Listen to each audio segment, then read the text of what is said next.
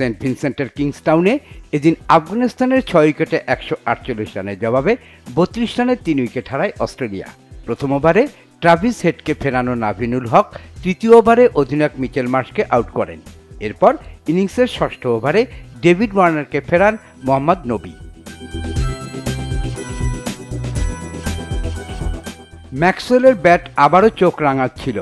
ম্যাক্সওয়েলের ব্যাটিং দেখে আফগান সমর্থকদের কেউ কেউ হয়তো সর্বশেষ ওয়ানডে বিশ্বকাপে তার অবিশ্বাস্য ইনিংসটির কথা ভাবছিলেন। সেই ম্যাচে 91 রানে 7 উইকেট তুলে নিয়েও ম্যাক্সওয়েলের ডাবল সেঞ্চুরিতে হারতে হয় আফগানিস্তানকে।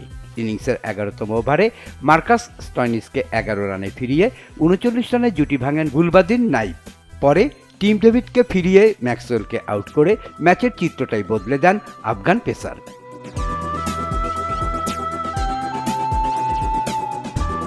14তম ওভারে স্কোর 106 রানে রেখে ম্যাক্সওয়েল ফেরেন 41 বলে 59 করে। অধিনায়ক প্যাট কামিন্সকে দ্রুত শিকার করেন গুলবাদিন। 4 বল আগে 127-এ গুটিয়ে যায় অজিরা। 4 ওভারে 20 রানে 4 উইকেট নেন আফগান পেসার। কেরিয়ার সেরা বোলিংয়ে ম্যাচ সেরার পুরস্কারটা ওঠে তার হাতে। বল হাতে তাকে যোগ্য সঙ্গ দেন নাভিনুল হক 20 রানে 3 উইকেট নিয়ে। টি-20 বিশ্বকাপে সর্বোচ্চ টানা 8 ম্যাচ জেতার পর হার দেখল অস্ট্রেলিয়া।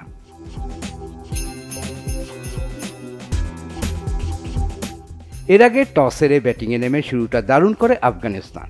রহমাতুল্লাহ গুরবাজ ও ইব্রাহিম জাদরান ওপেনিংয়ে 118 রানে জুটি গড়েন 95 বলে।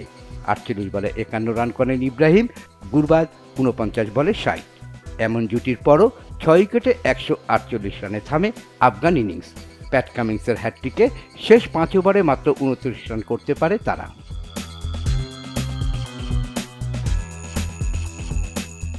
আগের ম্যাচে বাংলাদেশের বিপক্ষে হ্যাটট্রিক করা কামিন্সের এবারের শুরুটা হয় 18 ওভারের শেষ বলে রশিদ খানকে আউট করে।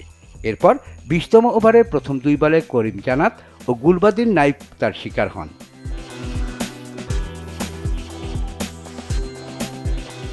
টি-20 ক্রিকেটে টানা 2 ম্যাচে কোনো বোলারের হ্যাটট্রিকের ঘটনা এই প্রথম, আর আন্তর্জাতিক ক্রিকেটে দ্বিতীয়। এর আগে 1999 সালে শ্রীলঙ্কার বিপক্ষে টানা 2 টেস্টে হ্যাটট্রিক করেছিলেন পাকিস্তানের কিংবদন্তি পেসার ওয়াসিম আকরাম।